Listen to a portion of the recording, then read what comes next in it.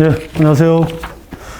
예, 오늘부터 사례 강의를 이제 10회를 예정했는데, 예, 빠르면 9회 반 정도로 끝날 수 있고, 10회를 넘어가진 않습니다. 왜냐하면 사례 강의를 그렇게 오래 할 필요는 전혀 없고, 다만, 예, 전반적으로 민사소법의 흐름과 그리고 이론을 사례에 어떻게 적용할 것인가, 이런 부분은 주로 살펴보는 그런 과정이기 때문에, 예, 이 부분을 길게 끌 필요는 전혀 없다. 이렇게 이제 일단 말씀드리고, 그렇다 하더라도 사례 강의를 통해서 이론을 사례에 어떻게 적용할 것인지에 관한 논의가 있어야 되기 때문에 따라서 그 이론적인 부분도 좀 설명하고요. 그리고 사례적인 것을 좀 설명하는데, 제가 우리 변리사스쿨에 올려놓은 원래 사례집이 있어요. 근데 그거는 좀 약간 어려운 문제까지 같이 이제 섞여져 있고, 우리가 앞으로 봐야 될 이 사례집은 그 중에서도 꼭 이제 이론을 적용할 수 있는 문제 혹은 기본적으로 풀어야 될 사례가 어떤 것인지 이런 걸 중점적으로 해가지고 대략 한 100페이지에서 한 120페이지가 원래 올라가 있는 것보다 줄어들었습니다. 그래서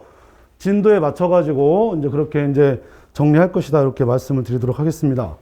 그리고 오늘 그 1차가 발표가 되었는데 81점인가요? 전무 후무한 점수가 되어 있어가지고 그렇게 업그레이드 표현이 좀 이상한데 그렇게 될 줄은 몰랐습니다. 일단 뭐 그건 그거고요. 일단 제가 볼 때는 5월 달까지는 어차피 1차 공부하기 되게 힘듭니다. 심리적으로도 그렇고. 그래서 이 중에 그 1차가 안 되신 분도 계실 거고 이제 되실 분도 계실 건데, 그것과는 관련이 없이 이론을 사례에 푼다라고 하는 건 언제고 한번 해보셔야 됩니다. 그리고 사례 문제를 푸는 것은 그 자기가 알고 있는 것을 서술하는 문제이기 때문에 그건 전혀 다른 차원의 문제가 되고요.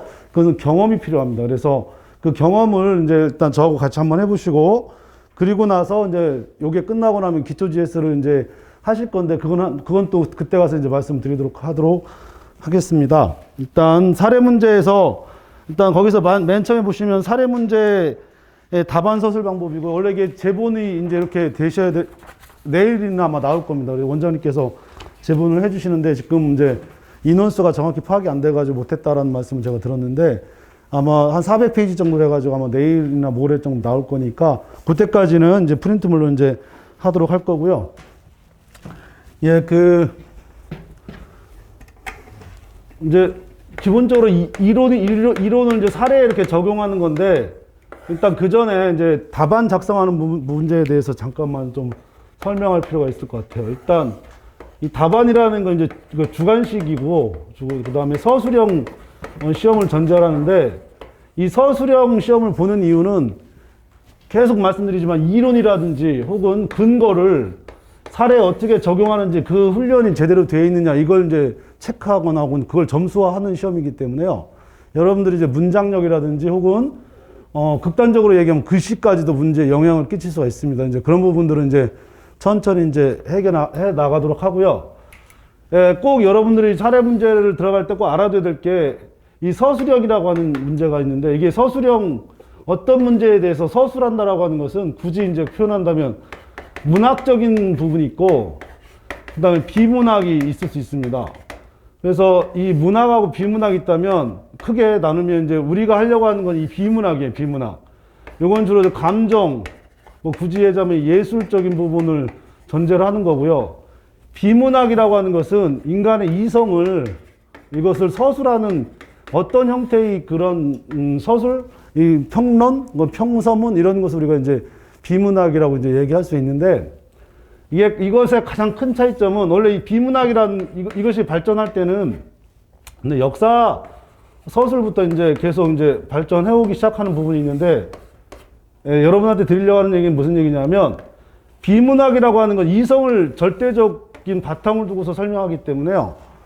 우리가 어떤 이성적인 행위를 한다라고 하는 것은 목적이 있다라고 하는 걸 전제로 합니다. 이게 과연 그런지는 좀 한번 살펴봐야 되는데, 우리가 어떤 그 서술, 그리고 어떤 목적을 가지고 서술하는 형태의 문학들, 그러니까 이성이라는 건 반드시 목적을 전제로 하는데, 이 목적이 있기 때문에 그러면 이 목적을 설명을 할 것인지 아니면 설득을 할 건지, 이게 설득이라는 건 이제 되게 이제 주장을 전제로 하는 거죠, 주장을.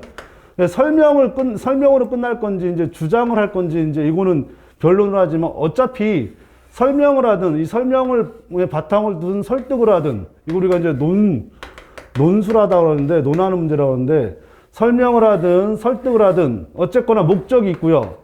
따라서 이 비문학에서 어떤 서술을 할 때는 항상 규칙이 하나 있는 게 어떤 거냐면 반드시 서론이 있다는 겁니다. 서론이. 왜냐하면 조금 전에 우리가 이성이라고 하는 건 어떤 목적을 가지고 쓴 그러한 어떤 서술 방법을 한다면 내가 앞으로 무엇을 쓰겠다라고 하는 서술 대상 이걸 반드시 그러니까 이게 이론적인 거예요. 반드시 무엇인가 내가 쓸 거다. 내가 이걸 얘기할 거야.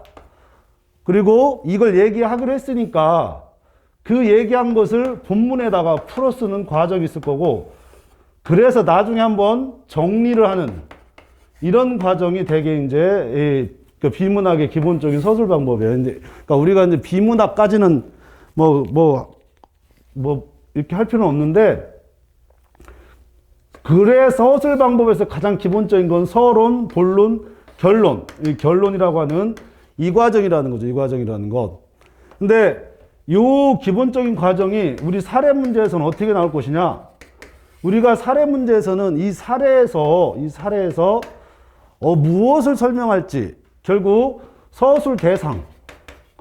요 대상을 대개 현재는 어떻게 표현하냐면 문제의 소재 혹은 문제의 제기 혹은 쟁점의 정리 뭐 표현하는 분들 굉장히 많습니다. 논점의 정리 어떤 형태든 상관이 없어요. 그러니까 이 모든 의문은 이 문제는 일반적인 서론을 그런 식으로 표현하고 있다라고 하는 것이고 사례 문제이기 때문에 사례에서 우리 민사소송법과 관련되어 있는 문제가 무엇인지 먼저 제시를 해줘야 되겠죠. 그죠? 이게 제시를 반드시 해줘야 됩니다. 일반적인 우리 방법을 얘기하는 거예요. 그러면 어떤 문제에 대해서 제시를 했고 대개 제시된 것이 이제 본문으로 들어가는데 제시된 것이 두 가지가 있다. 그럼 이 두 가지에 대해서 내가 이거 풀어가는 거예요.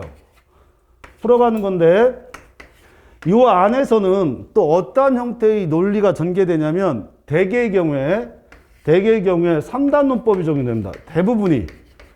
왜냐하면 이거에 거의 이 법학자들은 특화가 되어 있기 때문에 3단 논법이라고 그래가지고 이 안에서 대개의 경우 대전제가 소전제든 대전제든 그 서술 방법에 따라 달라지는데 일반적으로 거기 제가 예를 들었지만 소크라테스는 뭐 예를 들어서 소크라테스가 죽을 것이냐 이렇게 이제 물어봐요. 왜 꼭 소크라테스인지 모르겠지만 소크라테스가 죽는가 이렇게 물어본다면 이게 이제 문제제기죠. 그러니까 요건 여기로 들어가는 거예요. 여기로.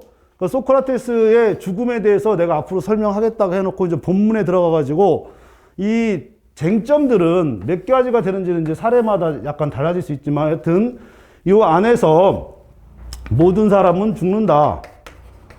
이렇게 해놓고 소크라테스는 사람이다. 따라서 소크라테스는 죽는다.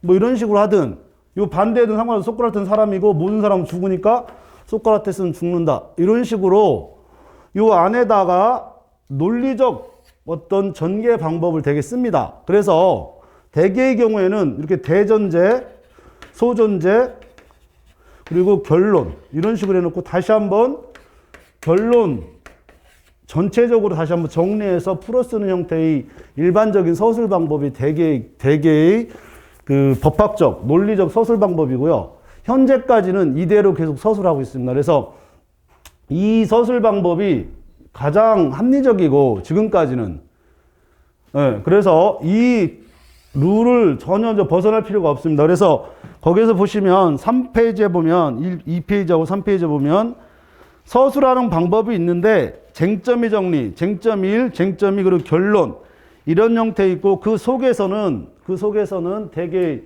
논리적 전개를 3단 논법에 따라서 하고 있다. 이런 정도로 어느 정도 틀을 잡아가시면 됩니다. 문제는 여기에서 자기가 목적을 가지고 설명하고 설득하는 것이 있는데 이 설득이 이 대상을 처음부터 제시하고서 결론으로 끄집어가는 방법이 있는가 하면 하나는